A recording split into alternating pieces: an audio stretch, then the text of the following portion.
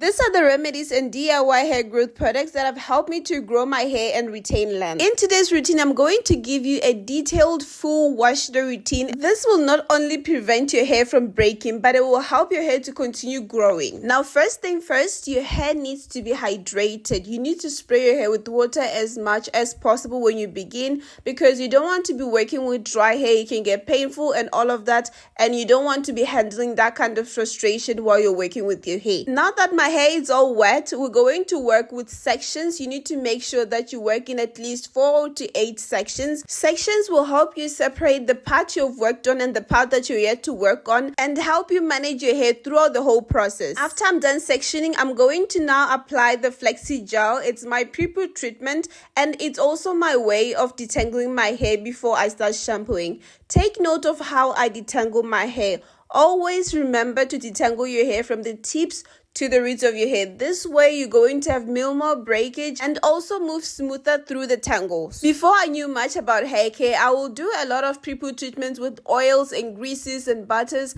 but to be honest with you, you need things that are going to easily wash off when you start shampooing your hair, because oils are most likely not to come off completely, especially if you use a lot of it. So if you don't have access to flexi gel, try aloe vera gel instead. And also take note of how I stretch out my hair before applying the flexi gel. I make sure that it actually gets everywhere into my hair, because if I just apply it in a way that I'm just massaging my scalp, it's most likely going to tangle my hair, and detangling is not going to be this easy. It's going to be a lot more harder, and it could be painful. So we're trying to avoid things like that. And what I love about this flexi gel is that it's a 1 ingredient pre-poo treatment. You only need to boil the flexi gel with water for about 5 to 10 minutes. Just the moment you start to see it boiling, it's done. You're good to go. Just like that, let it cool off, and it's easy to work with it through your hair. And the main reason why I put each section into a twist after detangling it is just so that it doesn't shrink in the process, because once I detangle my hair, I don't want to be working with more tangles. I don't want to be detangling my hair throughout the whole process. And important note, always remember to detangle your hair before shampooing. Do not detangle your hair while you're shampooing. It will make your wash day so much easier. Now that I'm done with the pre-poo treatment, it's time to shampoo my hair. I need to start by wetting my hair so that when I start shampooing, the shampoo can lather properly. And I'm using the African black soap shampoo. It's actually the dissolved original African black soap, and it's been my favorite shampoo for over a year now. And I love the fact that it doesn't leave my hair dried out. Now that I'm done applying the shampoo, I'm going to lather it throughout my hair, making sure that it's everywhere. And then I'm going to start by working at my scalp. I'm going to get a scalp massager, making sure that I scrub my scalp very well. This step helps me to get rid of all the product buildup and the dirt from my scalp. And if you don't have the scalp massager, you can actually use your fingers. When you shampoo your hair, always start with the scalp. It helps to keep the shampoo in, because if you just start by washing all of your hair in general, like as you're washing, the shampoo is actually coming out. You see the way I'm doing now, the shampoo is coming out. So imagine if you start like this, and then after this you go for the scalp, you would have lost a lot of shampoo. So that is something that you don't want to work with. After shampooing my hair like that, now that is the first step of shampooing my hair. It's more like the first shampooing. So that was just to remove the major dirt. Now we're going for the second shampooing. This is just to remove the small dirt that could be left in my hair. And normally while doing this process, the shampoo is most likely to form a whole lot, because there's no much dirt that is left in my hair this way. So, but before going then, I need to make sure that I rinse out all the dirt from my first shampooing. Now for the second shampooing, take note that I've taken down the twist at this stage. So it's very important that when I shampoo my hair now, I keep on stretching my hair. This will help my hair not to get tangled. This will help this wash to be a lot more easier. Now you see the amount of foam that is actually coming out. That is a good sign to show that a lot of dirt has now come out of my hair. So now I can just do the final rinse and move on to the other steps. And this is how my hair looks like, all washed and nice. So now I'm just going to dry it with my hands.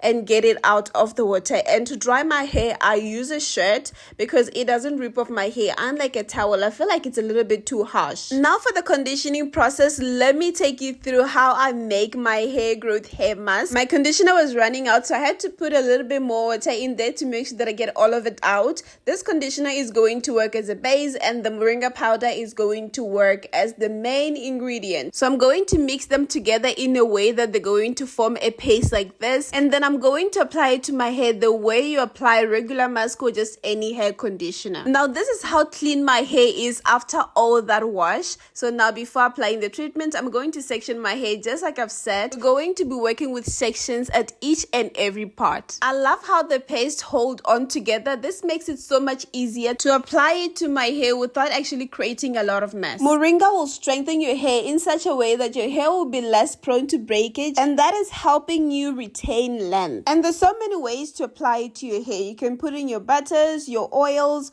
or you can just put in the conditioner the way that I do, just so that it's in a form that it's easy to apply to your hair. But if you're someone that doesn't like having herbs in their hair for much longer, do it this way, in a way that you're going to wash it off after doing it, because it's not everyone that likes to leave herbs in their hair for longer.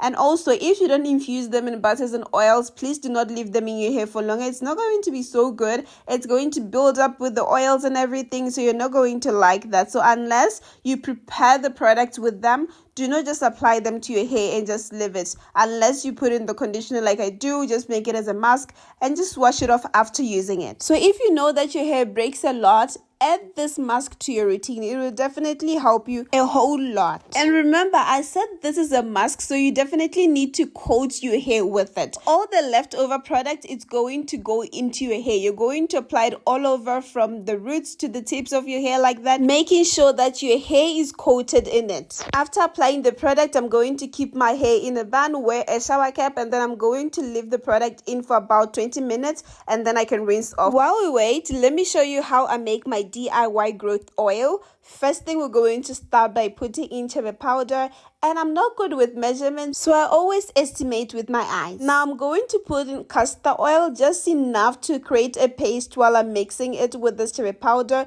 I'm going to mix it very well until it's very, very smooth and there are no more lumps in there, just like this. I'm going to make sure it's like this. So castor oil is basically my heavy oil, and then I'm going to follow with my light oil. It's olive oil, and I'm going to put a lot more of it, maybe like 4 or 5 times more than the castor oil. And then I'm going to mix all of that together, and I'm going to keep it for a minimum of 2 weeks until it's ready for use. Now more than 20 minutes has gone by. It's time I wash off the treatment, and I start by washing it out while my hair is in twist. This is to make sure that I get all the treatment out on my scalp, to make sure that I get everything directly on my scalp. And then when I take down the twist like this, it's so that I can take down the product that it was trapped in between the twist. Because if I just rinse out like that and just let it be, you can see how much product was actually trapped in between those two. So we definitely need to get that out, because this is a deep conditioner, so it's not a leave-in. It needs to be washed off within an hour of applying it. And that is the product that came out of my hair. For the final part, moisturizing. Always moisturize your hair on wash days, and that is why I advise you do your wash days on days you're more free. And also, you must wash your hair on days you feel like it, not because you have to. It is important to always be very gentle. Now, to moisturize my hair, I'm using the DIY cherry growth butter, and I made it with shea butter, cherry powder, olive oil, and castor oil, and I just mixed them all together and whipped it. Now, while I'm applying the butter to my hair, notice how I'm pulling my hair while I'm applying this treatment. This helps the product to get to the inside of my hair, because if I apply it to all that section at once as if I'm massaging it, the inside is not going to get the product, and that is why your hair growth can be a lot more slower. And after moisturizing my hair, I'm going to detangle my hair again for the last time, because after all the washing, conditioning, and everything else, my hair has tangled, so I need it to be a lot more smoother while I'm putting my hair into this final twist like this, just so that when next I touch my hair, I do not have to detangle.